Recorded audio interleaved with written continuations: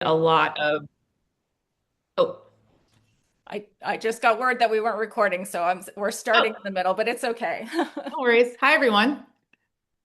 Right now I'm chatting about kind of what I did after I graduated. So I started teaching part-time. I started slowly building my business. I did a lot of free talks like in the community, at like a local gym, at a local spice company. So just kind of like it's a great way to get my name out there and just to educate. And then I started doing high school nutrition education and continuing to build my business, continuing to work with clients one-on-one, gaining more experience. Like each client was a really, really helpful experience for me because you learn from each of them and you build on those skills. I also started my podcast called Go Play in the Dirt. So, educational health and wellness podcast, all about the importance of biodiversity, basically. So, like soil health, gut health, community, and our connections.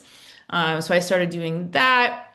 Did you And have, so it sounds like you had a lot of things. Did you have like in your mind like a niche that you were going to start with, or did you kind of just explore and see what was gonna resonate?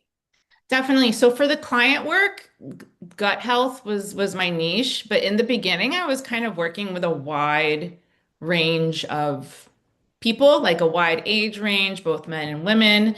And as I continued to work with clients, I kind of niched down to like basically my ideal client was me in my 30s. So like women mid 30s dealing with gut health issues. And the teaching piece was kind of just trial and error, really. And when I started teaching, I realized I loved it. I just love it. Love it, love it, love it. Well, wonderful. And so do you think that you have that space to do all of those things? Do you think they're important to be in the podcast area, to be um, Mm. with your other I'm sorry, I'm forgetting the name of the agricultural agency. Like, are you Mm. feeling that it's necessary to be so many branches in the community like that? Is that really important?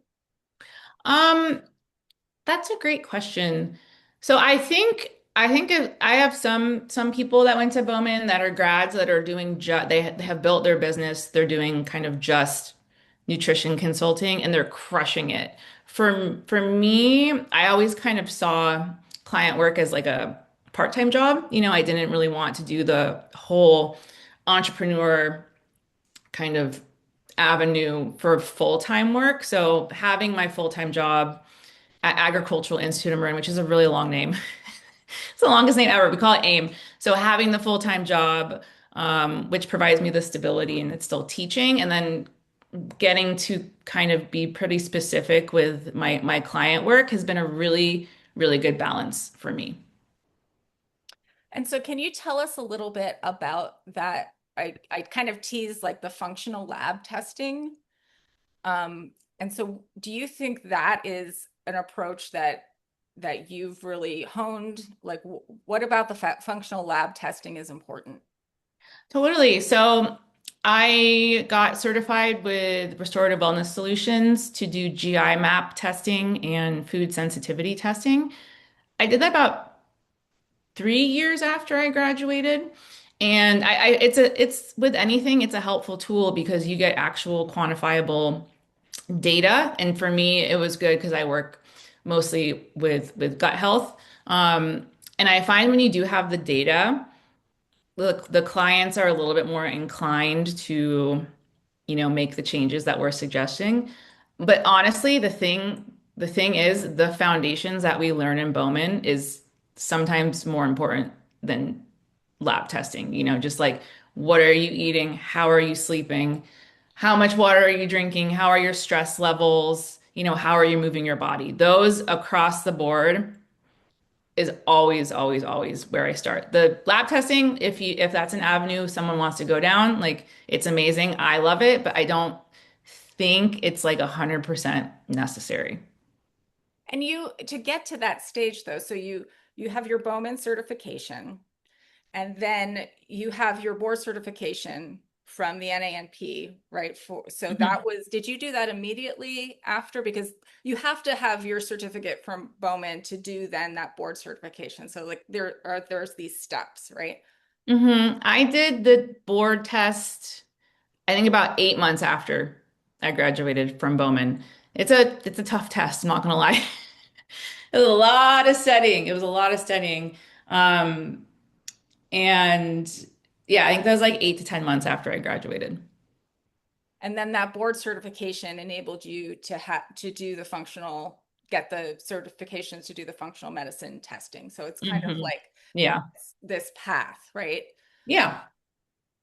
Okay. Anything else you want to tell us about your private practice before we like really dig into the soil stuff? Because I'm so fascinated by the soil stuff. Totally. So I think a really important thing for private practice in general is kind of getting really specific on what the clients, like what type of clients you want to work with. So for me, I specialize in gut health. I usually use the lab testing with my clients. My practice is called Lauren Emerson Wellness. Emerson's my middle name. And it really combines holistic health coaching with functional lab testing. And I've seen some really amazing, incredible transformations in some of my clients. It takes a while for sure, but watching them on their journey, because like I know how frustrating it can be when you've seen a million doctors and you just feel like throwing your hands in the air. But watching, helping support people in ways they can just feel better, like we deserve to feel good in our bodies. And watching them kind of grow and learn and reach their goals is there's like no better feeling, honestly. I'm sure you're helping so many people. How are they finding you? Honestly, all word of mouth. I am marketing is I have no marketing background. It's also like not my favorite thing to do. Um, mostly word of mouth. Like, I mean, I have an Instagram account. I think I've only gotten one client off of Instagram. But I really started like this is what I teach in general. Always start local, like talk to your friends, talk to your family, see who's out in your community, like giving those free talks, just kind of getting your name out there and being like, this is what I do, this is how I can help you. And whether it's not the person you're talking to, but they're like, oh, I know someone who would be a great fit, has been basically the one way I've gotten clients, like relationships. And to me, it's helpful if someone gets referred to me and I know it's a friend of a friend, it's kind of, and they feel more trusting to talk to me because I'm a friend of their friend. So word of mouth has been really, really helpful. Excellent. And then so with your podcast, did you start the podcast first, or can you tell me the order with the Agricultural Institute AIM? Yeah, so podcast, I did my podcast about 2 years ago. I'm not making new episodes now just because I mean I miss it so much. I love doing the pod. It's just a lot of work. So I was podcasting while I was working with clients and then also teaching part-time in the beginning, kind of so hustle. It was a bit of a hustle moment for me. And then I've been at AIM for about a year and a half now. Maybe almost, yeah, it's been there almost 2 years. And at AIM, I am the education manager there. So I always say I have the best job in the world. I get to teach students about local food systems, seasonal eating, regenerative agriculture. So what we do at AIM is we run farmers markets, like local farmers markets in the Bay Area. So whether it's getting the kids to the farmers market and doing a tour with them or us visiting them in the classroom. So I'm very grateful for that job because it's still in the realm of, educating nutrition, soil health, all that good stuff. And it allows me to kind of balance my private practice. I have only a few clients right now, just because I want to make sure I have the time and capacity to support them. But for me, it's been a really nice balance. Wonderful. And so you got the podcast going, and how did you get hired at AIM? Were they recruiting, or Were you Honestly, familiar with LinkedIn. them? Okay. Yeah. It was a cold cover letter. Didn't know anyone there. It was just really good. I was lucky. Really good fit. They were hiring though, so you saw Yeah. they were posted an ad, and Yeah. so timing really important. Yeah, totally. Definitely. And just kind of like knowing what you're looking for too. And so when you're working with students there, are what age group are they? I work with kinder through high school, honestly, and adults and seniors. I work all of them. Mostly second through fifth grade is kind of the majority of the kids that come on the field trips, and then we're doing a lot more work with high school students right now too. So can you give us like a little sample lesson maybe about biodiversity in our soil and how that affects our gut? Does it affect our gut? You tell me. Totally. So I really so when with Bowman and kind of my health journey, something I learned obviously like holistic nutrition, it's important. You know, what we put on our plate, how we fuel our bodies is important, a holistic approach to our food. And now working at AIM, I'm kind of thinking even bigger. So like a holistic approach to our food system is also just as important. So like soil, if we don't have soil, we can't grow food basically.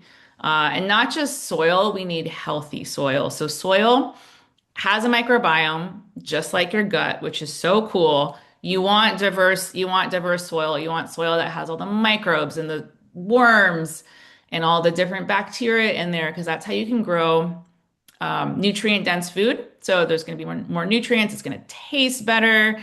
And soil also takes carbon out of the air and stores it in the soil. So it supports the environment too. Soil health is key.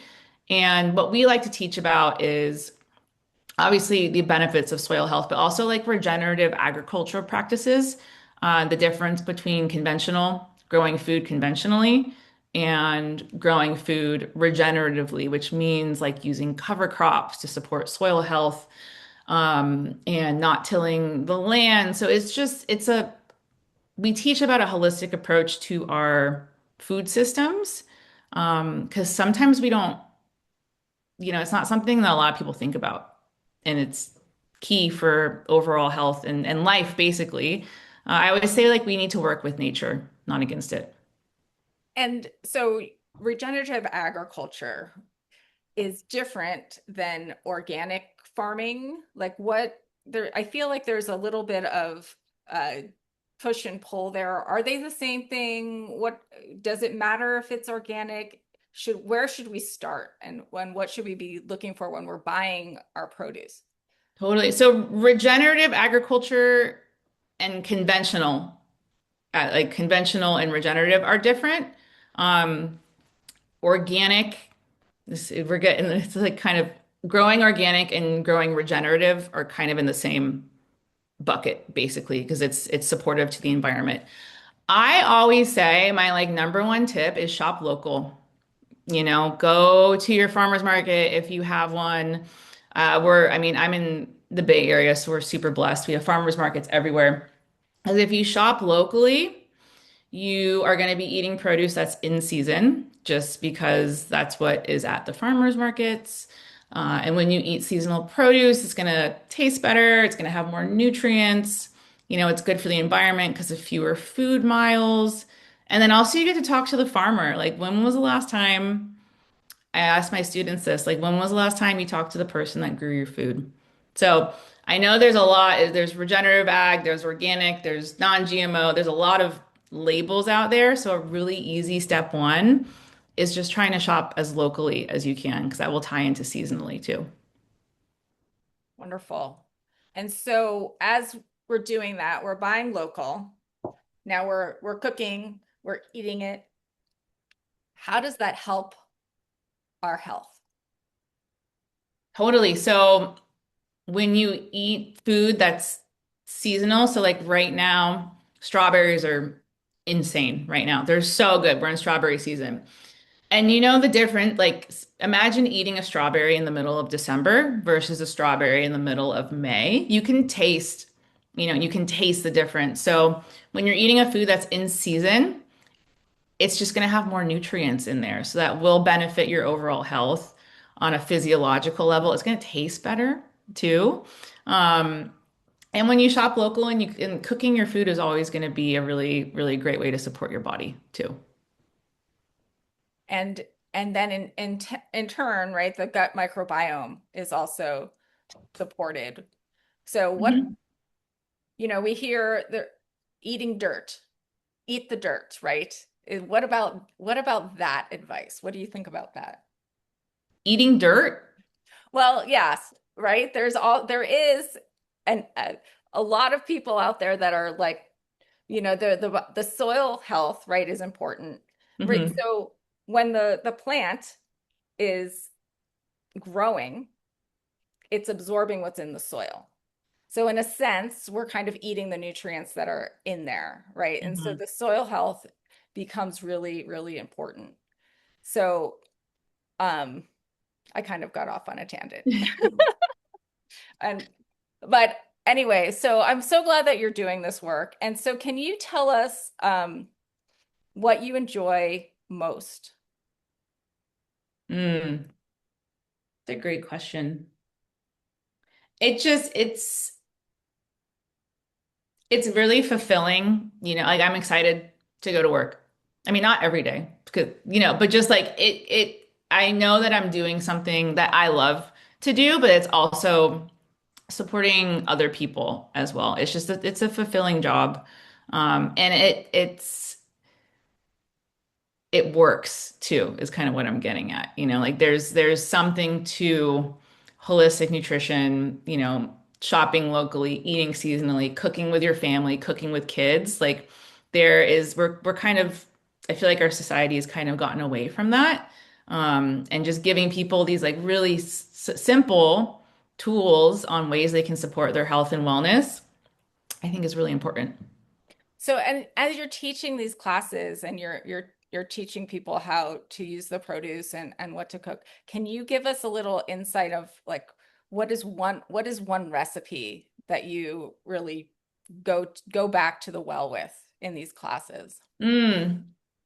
For kiddos, we have this really good, we do a fluffy pumpkin pancake with an apple compote. So we like to take like classics and just put a healthier spin on it. So instead of using syrup, we make this really, really amazing like apple compote with like cinnamon and apples and apple juice. We cook it down. Um, the kids always go crazy for a loaded veggie quesadilla, with like seasonal veggies, kind of adding it into the cheese. What else do we make? Oh, we have like a strawberry Nutella crepe recipe, but we make our own chocolate instead of using Nutella. So just really, it's really simple, simple swaps, but it's one just to give the kids the confidence of like knowing their way around a kitchen, getting them excited to be in the kitchen, and two, just kind of like opening their eyes to, different ingredients they may have never even seen or heard about before. I love that. That's so important just to start there, especially with familiar foods and then adding. All right, I'm going to open it up now to questions. You can let you see everybody here Oh, as well. all these people. Hi, guys. Does anyone have any questions for Lauren? Feel free to raise your hand. Emily. I do. Well, first of all, hi, Lauren. It's so nice to just see you again and also just hear your story. I had a couple of reflections as well as a question. The first was I loved what you said about the reaching out on LinkedIn because I think sometimes we forget that, a direct and like very, very real, very, warm communication can really make the difference between somebody thinking that you're a good fit for their company or not. That happened to us. There was somebody who reached out for a teaching role. through LinkedIn and was really, it was such a thoughtful message for like, oh my gosh, we have to meet this person, right? So I think, a lot of times people are like, I don't want to bother the person, but that's what those resources are for. So I'm really glad that you brought that up. But I wanted to ask you about, I know you mentioned social media, and I think, it's such an interesting thing to be online and to showcase yourself out there to the world in all these different ways. And I've always been really impressed with your social media, and for this group, I recommend going and checking out Lauren's Instagram page because there's I just get this real like authentic vibe to it as well as a lot of joy. And it's informational. You have your seasonal produce guides, which are so awesome, which really highlight what you're saying about what's in season right now. But it really comes across who you are through that. So I just want you to talk a little bit about it, maybe like how you approach Instagram, because even if you're not getting a lot of clients, I know that people go there to kind of see who you are right before they decide to work with somebody. And I'd love to just hear about your thought process around what you share, how you share it, what you want to communicate, all of that. Totally. Yeah, I love that idea. So for me, social media, like Emily was saying, it's where people can go to make sure like I'm a real person. You know what I mean? Like they're like, oh, she's real. She has like these produce guides. She's a human. She has actual followers. As I said, I've only gotten one client from Instagram, and Instagram it's not really where I would want to get clients anyways, too. So the way I really approach it, I mean, social media is just, it's like a thing, but I like to show who I am, Like I'm not in Canva for 1,000 hours making like really beautiful infographics. It's me, a lot of it is me talking to the camera, obviously about nutrition and lifestyle stuff, but also about like my life. Like I just went to DJ school and I posted about my set on my Lauren Emerson Wellness Instagram. I got more comments on that than any nutrition thing, like anything out there. But I think my main tip is just be authentically you in whatever realm that is, and don't be afraid to share, and it's not going to be good in the beginning. I'm not going to lie. My Instagram back in the day, it was, I mean, not the best, but with each kind of real post, photo, whatever you share, you just get a little more comfortable and like more comfortable with sharing. And it's a good way to kind of find your voice and niche down and kind of see, what content do people want to, like, what is the value add? Like, what do people want to see in your audience? Great question, Emily.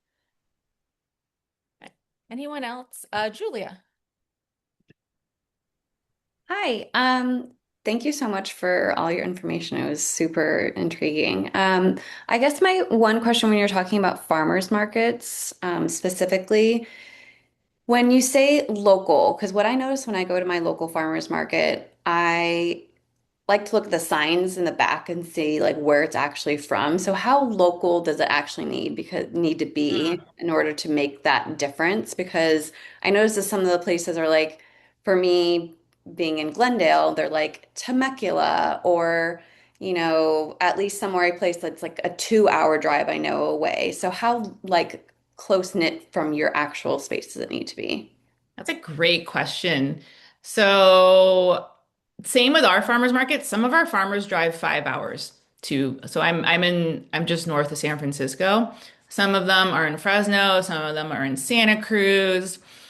So when I say local, I mean it's like within your state, basically, is kind of a general rule of thumb. But our farmers are like our superheroes. Some of them get up at like 2 in the morning to come drive. But I think anything you can find at a farmer's market is technically going to be local. So that was a great question. Okay, great. Yeah, because when I go to the grocery store, I'm now more very observant of being like, okay, where's this fruit coming from? Is it coming from Mexico or is it coming from overseas? I want to make sure it's like try as much as I can to be that's actually in California even, and a lot of the time it's not even. So, and amen to the strawberries right now. They're so in They're season. so good. It's so good. Totally. Yeah. Something I like to kind of ask my students and also just people in general, think about how long this piece of fruit or vegetable, like how long has it been from either the tree to your belly, you know? Is it 6 hours, 12 hours? Is it like some of it could be 3 to 4 months, which is kind of hard to wrap your head around. So that's a good kind of thing to come back to. Like, how long has this piece of fruit or vegetable been in transit? Thank you. Thank you, Juliet. Anyone else have a question or comment for Lauren?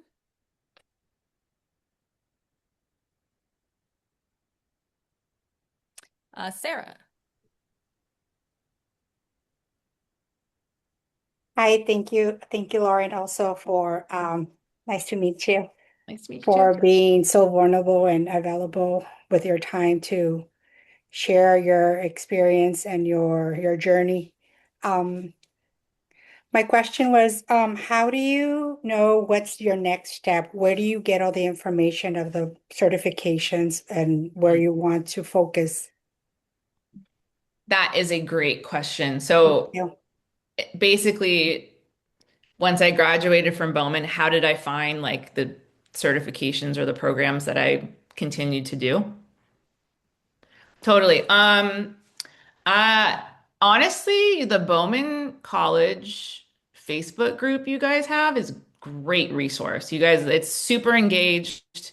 Because I had asked like, hey, have you guys done this certification or this certification? Just like getting people's feedback is really, really helpful. Obviously, just like doing my own research, but then kind of checking in with both the Bowman community and kind of anyone else in the holistic nutrition community. That I think to me was the kicker of just being like, hey, was this worth it? Did you like it? Did you not like it? I'm happy to answer any questions if you have any specific questions too. Totally. Thank you so much. Yeah. And that's our alumni group that you're talking about, students Hmm. and alumni that's on Facebook. That's run by one of our nutrition consultant instructors. Mira runs that. So it's a wonderful resource. Thank you for mentioning that. Hmm. I thought I did see another hand. Um, Famia, is that saying your name right? Fahima, yeah. Fahima. Yeah. Hi, everyone. I just inspired what you have shared with us, Lauren. It was like amazing. I like that. Uh, your experience are like really helpful for us for our future graduate because I'm still a student, current student in Bauman College. So such conversation will really inspire me, just give me hope that yeah, in the future maybe I can have some activity. I wonder just right after when you graduate, when I mean, how long after that you got your first client, the early first client, and how did you feel just when you had your first client and you was just like excited? How should I mean, yeah, I mean, how was your feeling about that? I really want to know that. That's a great question. So in Bowman, we did like, do you guys still do like your like you work with a client for your final project? Yeah. Yeah. Okay, cool. And then I think it was about a month or two after I graduated. I was terrified. I'm not gonna lie. I was like, oh my God. I charged not enough at all. Way too low. And I worked with a friend of a friend, and it was a great experience. It was a good experience though. You know, it was kind of a little clunky, but I was like getting my sea legs basically. Like I didn't really have any processes put in place. Um, but it was, I mean, to me in the beginning, working with a couple of like test clients, whether it's like a friend or a friend of a friend, just to gain that experience. One for your confidence, but also for you to kind of figure out what system you want to kind of start using for your client work. Like, how do you make like client notes and do you write a report or do you use the different software? So just kind of seeing what works best for you was really helpful. It was exactly when you already established your like LLC or whatever your practice and you were ready to get a client, or no, even before starting your business, you just got the client. Totally. Yeah. Before actually starting my business, I was like, hey, I'm doing this health coaching thing. Who wants some help? Like no marketing, nothing. It was all just kind of like word of mouth. And I think the practicum that the nutrition consultants do, so you're interfacing with the public for the practicum. And I know I got some of my first clients from that experience, and that kind of just leads to more clients. And then you do have to, for the board certification, have documentation of a certain amount of client hours before you can get that.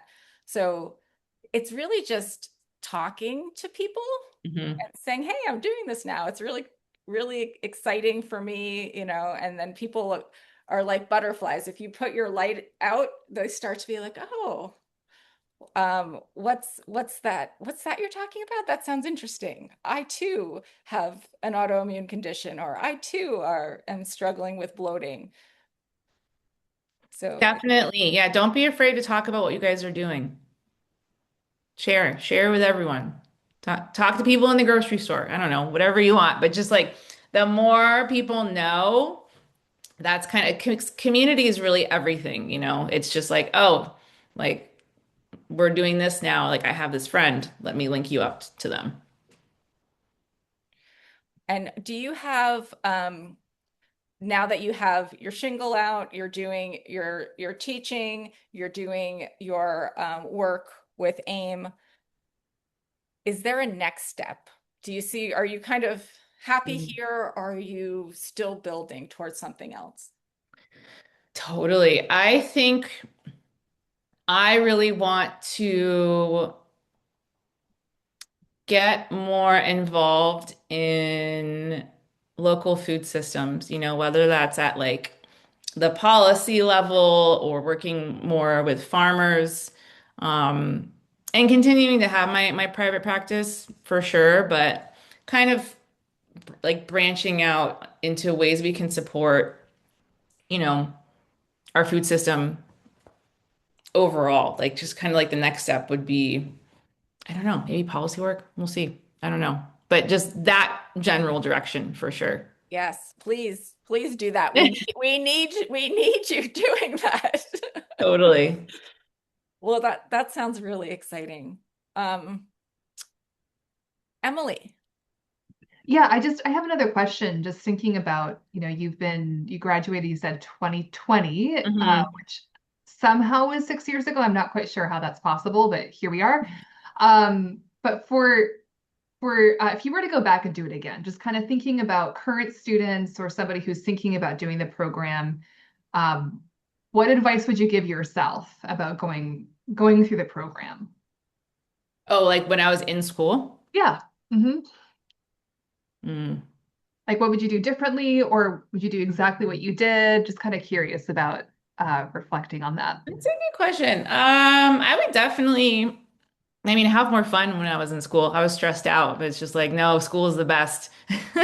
Um, I think maybe putting myself out there more. I was pretty nervous because it was like a major career switch, and the feeling of like I don't know what I'm doing, but kind of being a little more confident in what I was learning and what I could help support people with.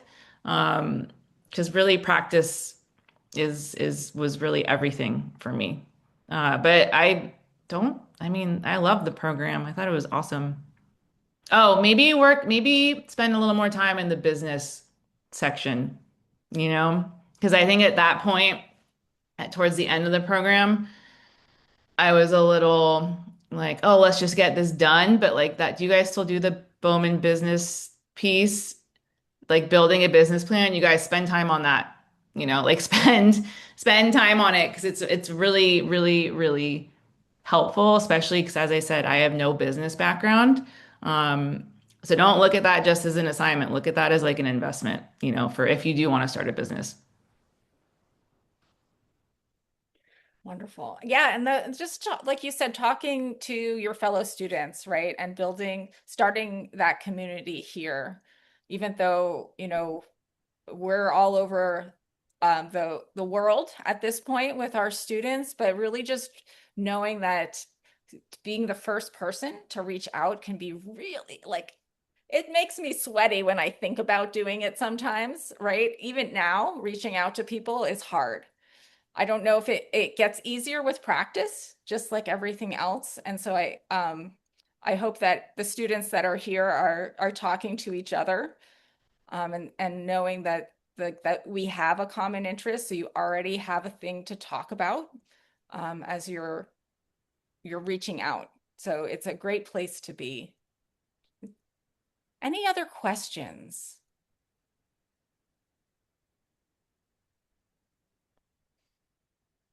All right. Well, I am so, so happy that you were able to join us, Lauren. I really appreciate your time. We did throw a couple things into the chat. So the Instagram link is there. The link to Lauren Emerson Wellness is there. I'm going to also put the Play in the Dirt podcast link there so everybody can see that, because that is something we can definitely benefit from learning more about that. And the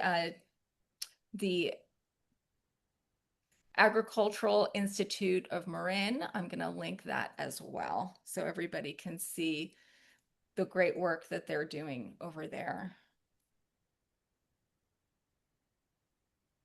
Awesome. Thank you guys. You guys are amazing. The world needs you. Seriously. And Thank thank you you so guys. much, Lauren. Yeah. Thank you so much. Thank you, everyone. Thank you, Bye. Lauren.